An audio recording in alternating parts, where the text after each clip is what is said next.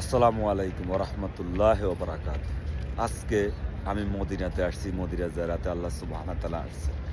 তো একটা কথা মনে হইছে যে আমি সবার সাথে শেয়ার করি।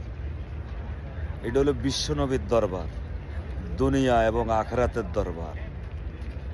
যারা না বানাইলে কোনো দুনিয়ায় কায়নাত বানাইতো না। দোজাহানের বাদশা তার দরবার।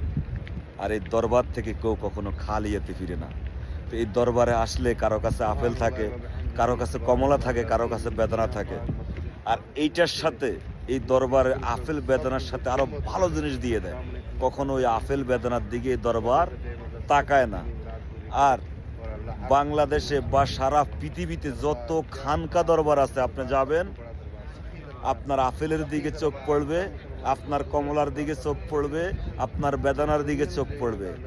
আর যদি কেউ আপনার আপেল আপনাকে দিতে চায়, তাও আপনার আপেল রাইখা তার থেকে পচা নষ্ট টক একটা আপেল দিয়ে দিবে।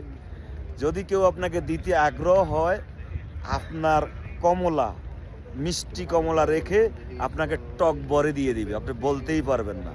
সারা পৃথিবীর যতগুলা খানকা দরবার আছে এইটাই চলতেছে, কিন্তু এই বিশ্বনবীর দরবারে এগুলা চলে না।